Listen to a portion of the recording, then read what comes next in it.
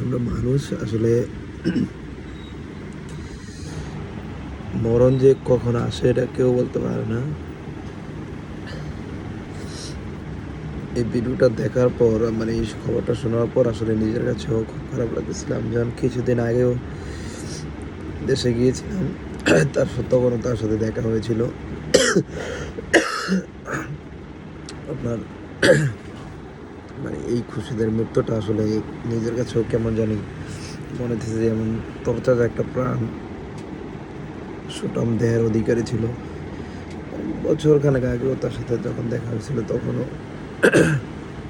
অনেক হাসি খুশি, সবসময় কথাবার্তা বলার ক্ষেত্রে সব জায়গায়।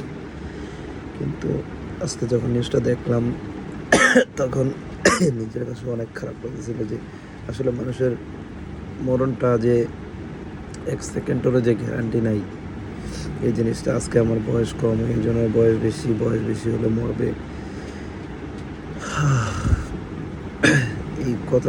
এই কথাগুলো যে কোনো গ্যারান্টি নাই, এটাই তো প্রমাণ।